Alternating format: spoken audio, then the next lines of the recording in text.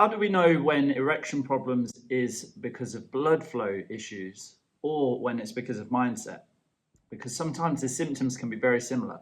So that's what we're going to uncover today so that you can understand, are erection problems because of blood flow for you personally, or is it more likely to be mindset? If you find this video helpful, in the bottom right hand corner you will see a button that says subscribe. Click on that button so that you can get the latest brand new videos and tools as I share them, all on this topic of erection problems and performance anxiety.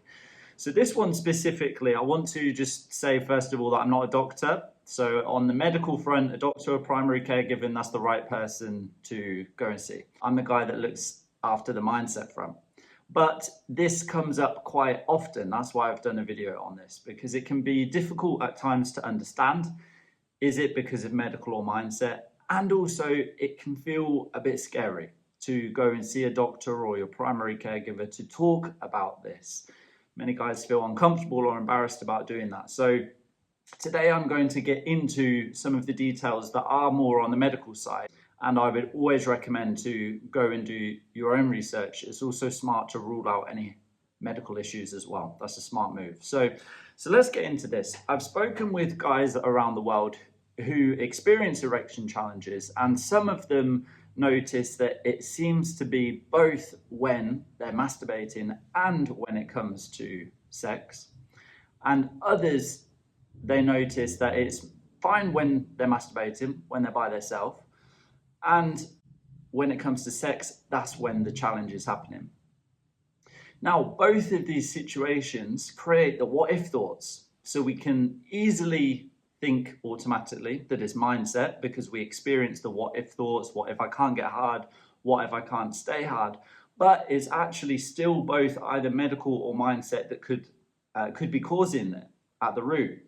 So it's important that we go a bit deeper than just the initial thoughts that we're noticing to be able to answer the question, is it blood flow issues or is it not? So I was doing some research on this, and I'm going to run through some of these symptoms or signals that we can expect if this was blood flow issues. And again, I want to caveat, this may not be the same for everybody. So the first obvious one is difficulty in maintaining an erection. I think no surprises there. How does it differ when it's mindset versus medical?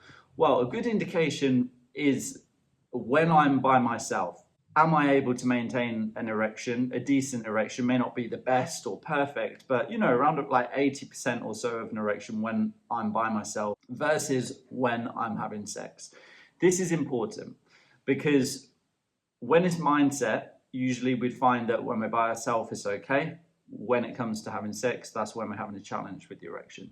When it's medical, so when it's a blood flow issue, the stimulus is quite similar, regardless of whether we're with someone or by ourselves. The way the dick's being touched, how things are being moved, whether we're imagining something sexual or watching porn or whatever it may be, it's a similar type of experience that our brain is receiving, similar type of sensation that we're experiencing in that moment. So if it is clearly not easy to get an erection, this is an indicator. It's not a truth, but this is an indicator that it may be more of a blood flow or medical issue. Okay, so there's one thing there. Another thing is decreased sensation or pleasure. If there's less blood flow to that area, we can expect decreased sensation. Also, if there's any coldness or numbness, right? These types of things are signs and signals that it possibly could be more on the medical front. So if any of those things are going on, definitely go and get checked. Here is one caveat that I want to throw in as well. Porn. Because there may be times where we're struggling to achieve an erection when we're masturbating as well as having sex because of overexposure to intense porn or dopamine release, basically. What do I mean? Well, let's say over time, if we've had a relationship with porn that hasn't been great, if we know we've watched it too much or the type of porn we've watched became more extreme over time, then what happens is when we take that out or when we are not watching the same level of intensity of porn, the dopamine that's being released in our mind is just not as intense. So we can expect there to be more of a challenge with erection problems, regardless of whether we're with somebody else or on our own. So this, can you see what I mean? This makes things less clear cut.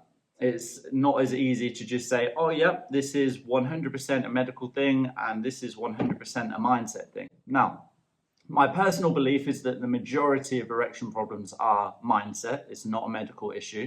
So let's get into what happens when we go to see a doctor. Aside from the obvious check of getting the bloods done, asking about cardiovascular health, checking for cardiovascular issues in the family or history, there's two types of tests that are usually done: a duplex ultrasound and a Doppler ultrasound. Now, the difference between the two is that the Doppler ultrasound is more specialized to do with erections. So this is the one that's used most often, but they both work in similar ways. So we would lay down on the bed, there is some gel that's applied so that the ultrasound can take place. And this then measures, basically, as the erection happens, what's going on with the blood flow. The ultrasound is able to measure what is happening at the different stages of an erection to be able to then answer the question, is this a blood flow issue or is it not?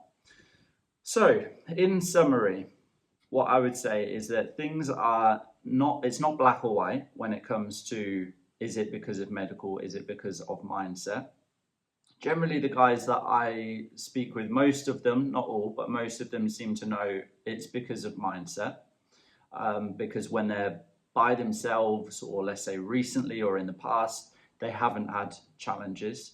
When they're by themselves, they still don't have challenges to get and maintain an erection. That's a good indicator it's more mindset. But as we said, the smart move is to go and get checked anyway by your doctor or primary caregiver, just to rule out anything that's going on that may be medical. What do we do after that? So if you're watching this and you've already gone and had those checks done, or you're feeling like, I know it is mindset for me, it's not a medical issue because when I'm by myself, things are absolutely fine, then the next step is to get to the bottom of the mindset piece. There are 6 reasons why erection problems happen. And it's our job to understand which one or combination of those 6 is it for you personally, because it's different. For one guy, it's different compared to another. So we must get to the bottom of what's going on for us individually so that we can then understand what is the right strategy to get this sorted. That may sound difficult, or where do I even begin? What are these 6? But I've made that very simple. I'd like to invite you to the free E.D Quiz. This is 10 yes or no questions that will show you exactly that, which one or combination of these 6 are going on for you personally, so that you can get to the bottom of this and start to feel normal again. To do that, in the comments below, you will see a link to the E.D Quiz. When you click on that link, it will take you straight to the page where you can answer those 10 yes or no questions. So head below now, click on that link, and I will see you right there.